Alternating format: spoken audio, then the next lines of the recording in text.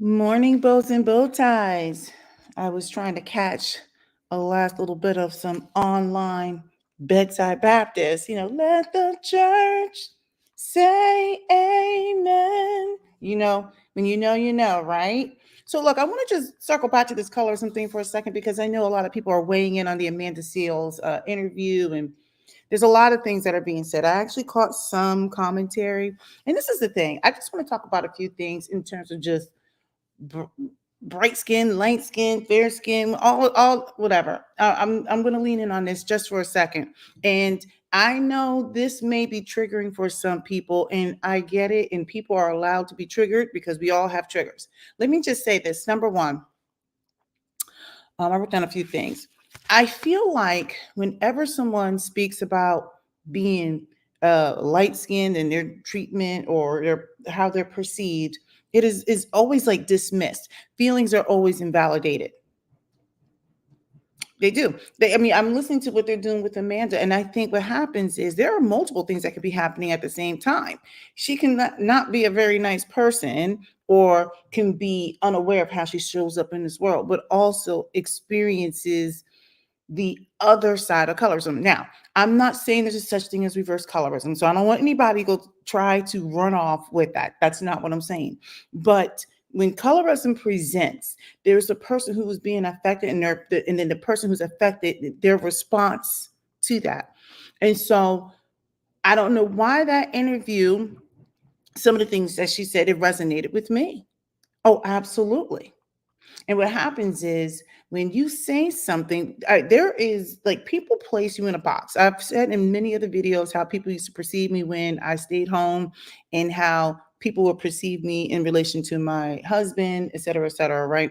There is a perception of who they thought I was. Like people didn't know I was educated. People didn't know that I was a thoughtful person. Now, there's always going to be somebody who can get out here and try to refute something that I'm saying. They can try to go slice up something or cut up some clips or whatever it is, and they can paint it to fit their narrative. What I am saying is, oftentimes when somebody who is fair skinned, when they are speaking, their opinions, their thoughts, what is going on? Okay. Um, well, they will be invalidated. They will be invalidated. Okay. So I just want to say for the record, I don't think she leaned in on her skin tone too much. I think there were multiple things happening with Amanda Seals, but when I see the commentary surrounding it, it's not so much as how much she's spending on the topic, it's what other people are saying. I'm like, well, wait a second. So whenever I would say something back in the day, everything was always invalidated. Everything.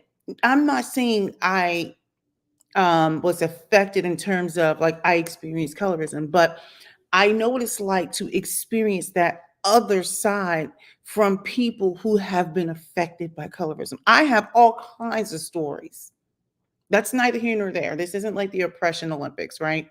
So I don't want to get into that. But what I do want to say is if people want to have any sort of healing and sisterhood or whatever like that, then we need to hear everybody's voices. It doesn't mean you have to agree with everything, but I feel like there's like a lot going on, which is going to lead me to sorry, I had to write down a couple of points so I can get my point across. I have to leave out in about 13 to 15 minutes. Um, I feel like what happens is because people will paint women who look a certain way in a category, there's a lot of shaming, there's a lot of guilting. I said what I said. There's a lot of shaming, there's a lot of guilting. Okay. So, what I am saying is, I have experienced this myself. I have done this. I felt like in the past, see, I'm grown now, I'm not, but in the past, people would feel like guilt. It's kind of like, this is going to be a really bad analogy. And I know I'm going to get ate up for this. But you know how, like, a whole lot of white people have a lot of white guilt and then they're afraid to say anything? But I feel like sometimes, like, they should speak in order to gain understanding, right? Well, what I am saying is when dealing with topics like intraracial topics such as colorism, features, and that type of thing, what happens is you get a lot of light-skinned women who won't speak up on certain things. They're shamed because they were born a certain way. They are shamed because they're born a certain way. Now, you guys probably have realized in recent times, if you notice, I don't do a lot with edges and laying stuff down. This is how my hair grows out. Now, if I go get it professionally done, it's just as silky as everybody else and it's flowing in the wind, but I'm not caught up. I don't care that much because I'm just on some other kind of stuff right now. The point I'm making is when I would do those things and when my hair would get professionally done, everyone would paint me in a certain category. They're like, are you this? Are you that? I'm like, I'm a regular old Black person. But with that came a lot of stereotypes of who they thought I was. Oh, you must think you're this. But I'm just kind of like, wait a minute, how did you jump and leap to that conclusion, number one? Or you think you're cute? I'm like, well, why wouldn't I think I'm cute? Like, what? But what you'll see is there's a lot of shaming and a lot of guilting. There's a lot of self-censorship happening there too. When things start to happen, when there are any kind of interesting conversations going on, right? People don't want to hear from, oh, look at that poor little light-skinned girl over there. They don't want to hear that. They don't want to hear what you've experienced too, right? Because you're still seen as a Black woman by the rest of society. Maybe slightly more palatable depending on who you talk to, but even that's kind of changing too. That's changing too because now when people are wanting to deal with a Black woman, they want to deal with the dark skinned Black woman. They want to deal with everybody, everything. The point I'm making is there's a lot of shaming and guilting going on. So what happens is you'll find that a lot of light skinned women will not speak up on things. They will self censor because the people who have been affected by colorism, who have been mistreated due to colorism, why is this braid sticking up? They don't want to hear from anyone else. They want just their voice to be the only voice and the biggest voice in the room. And I think that if we're going to have any sort of healing and any sort of healthy relationship, then we have to make room for all the voices, however uncomfortable it may be. I said what I said. I think what happens is when one of the things I want to talk about too is a lot of like really light skinned people or people with light eyes. I got it all in my family, right? So you'll have people with, I don't know, various hair textures, eye colors, skin color, whatever it is. I feel like what happens is people will claim that you don't understand.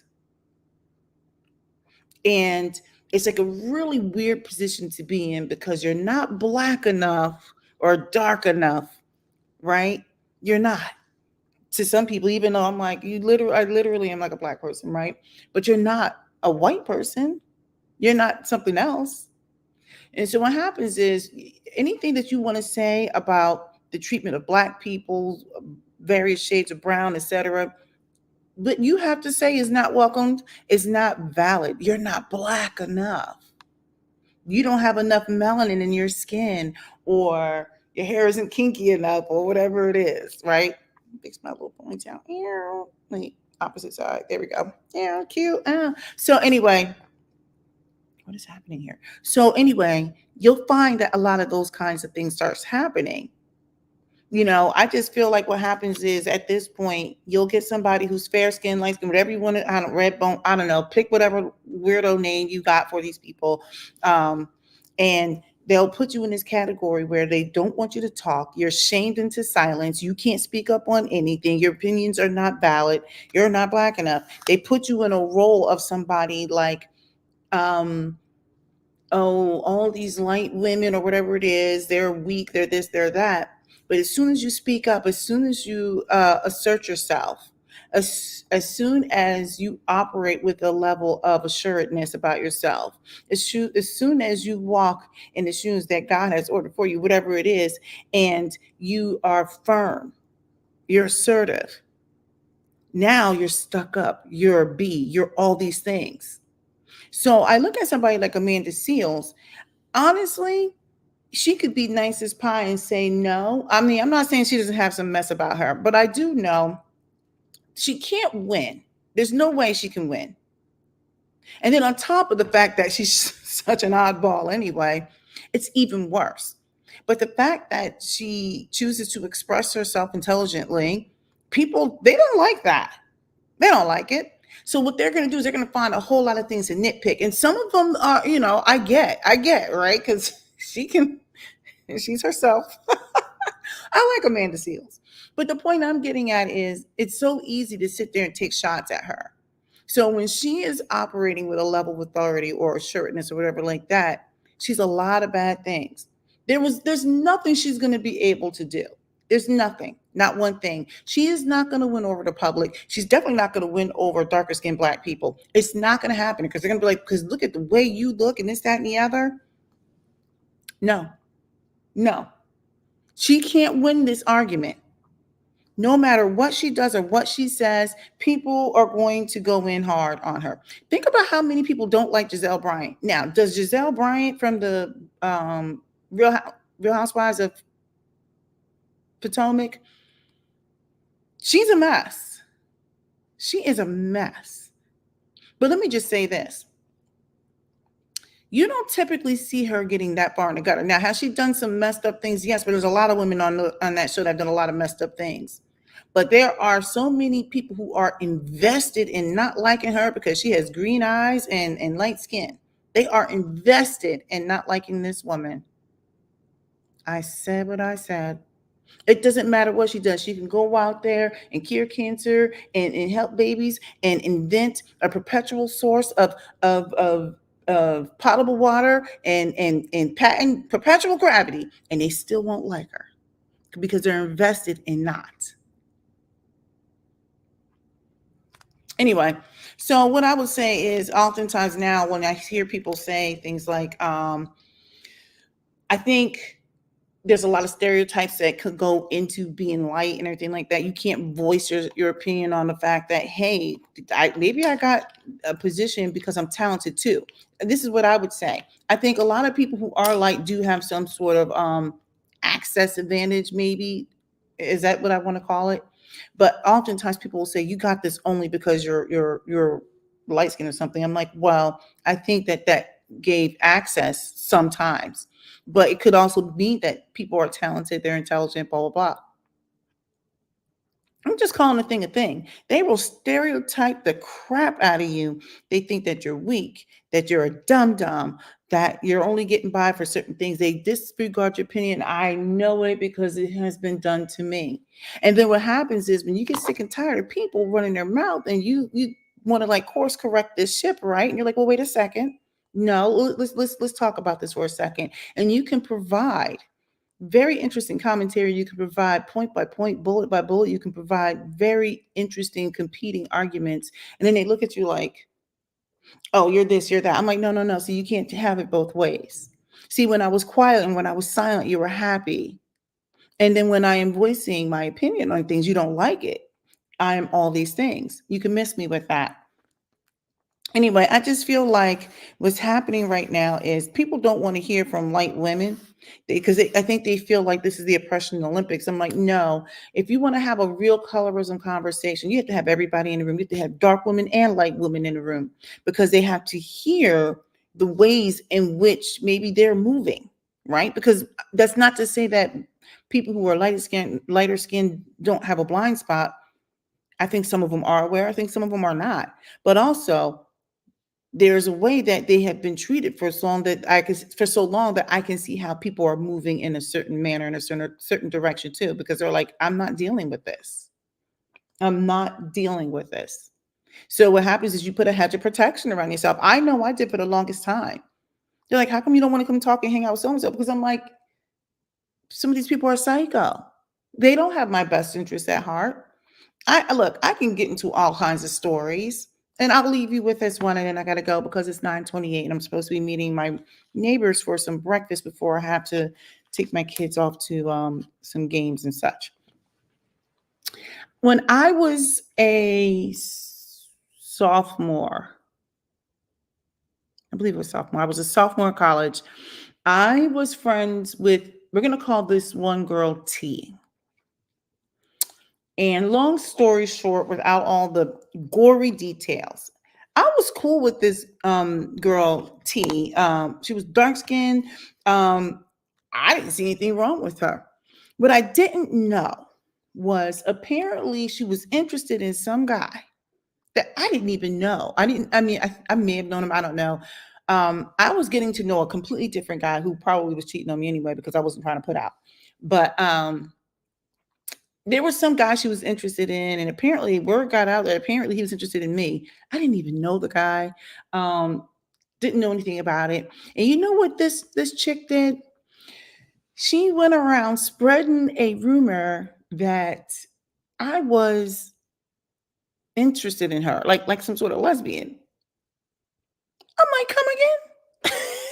It got back to me. Now, fortunately, most people, well, everybody knew it was a lie because the people who knew I was halfway talking to this other guy. And I'm just sitting here thinking, like, why would you do something like that without all the other stuff in between? I'm just giving you the high level details. She flat out just made up a story that I was interested in women, I was interested in her. And they were like, you know what that's about, right? She likes this guy, you know, homie likes you. I'm like, well, who is this guy? And how am I supposed to know? Because he didn't share that with me, or if he did, I didn't know. I was too busy doing. I was playing the sport, and I was in ROTC because I was on an ROTC scholarship. So I didn't have a whole lot of cycles to dedicate to the shenanigans anyway. Needless to say, why do my shoulders look all off? Like it's just weird. Anyway, so needless to say, that's the kind of stuff that was happening. She was a dark-skinned woman who apparently this guy, I don't know what it was. Maybe he liked only like women. I don't know all the details in between because I've forgotten most of it. But she went out there and spread rumors, and she made some sort of comment about my skin tone. I'm like, well, if I was light as her or something stupid, I was just like, okay. So my skin tone caused you to make up a lie to go spread a rumor that I was a lesbian and I wanted to talk to you. And I'm sitting here talking to some dude. It's like, needless to say, we stopped talking and hanging out because it was just too much. And I knew she was embarrassed.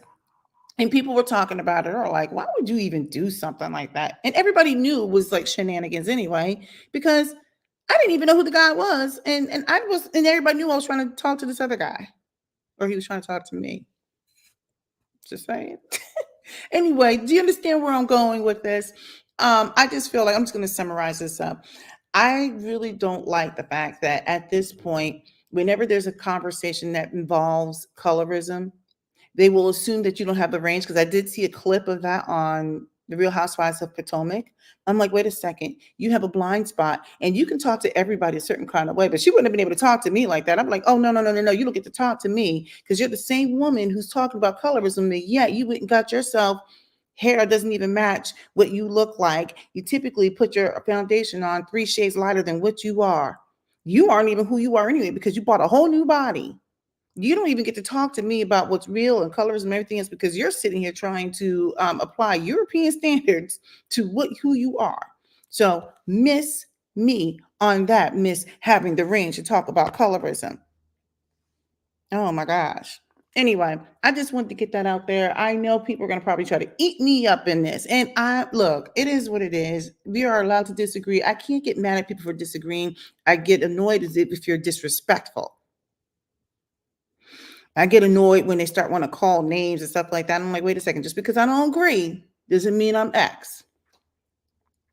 But yes, those are my thoughts on colorism and all this good stuff. I think I think what happens is right now we're making this a one-sided conversation, and anytime somebody is light is in direct opposition with somebody who's not as light is now a colorism thing.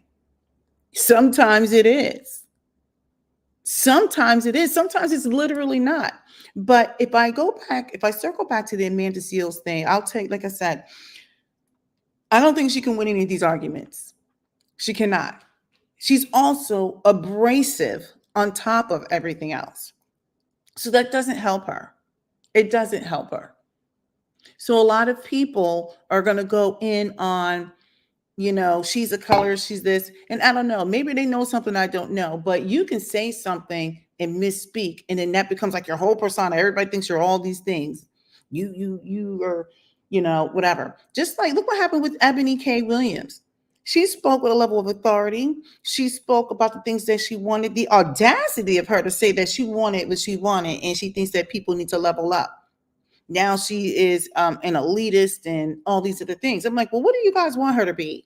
You want her to shoot low like the rest of you? And most of you don't have any real standards anyway. You don't. There was no way she could win any of these arguments. Amanda Seales is not going to be able to win. And I say that with earmarks. And it doesn't help that she can be super abrasive. And she does have some mess about her. She does. But like I said, when it comes to these conversations, when you're dealing with colorism, anybody who's light will automatically be deemed as incapable of having or participating in these conversations. And I feel like if you're going to have a conversation about colorism, you have to have light-skinned people in the room, just like you have dark-skinned people in the room. So if I were ever going to have a really serious conversation about colorism, it does me no good to have a conversation about colorism and there are no darker-skinned people in the room. Because then it's not a conversation. We're just confirming each other's biases. Anyway, look, I gotta go because I've got some bacon and stuff waiting for me, and a mimosa, and I gotta do that, and then I gotta do a kid swap today because we've got a couple of situations going on. So leave a comment. Let me know your thoughts. You can disagree. I don't care. I'm not gonna get upset as long as you're not disrespectful. Don't be disrespectful. All right. Go ahead and subscribe too because I'm amazing in every way and can do no wrong.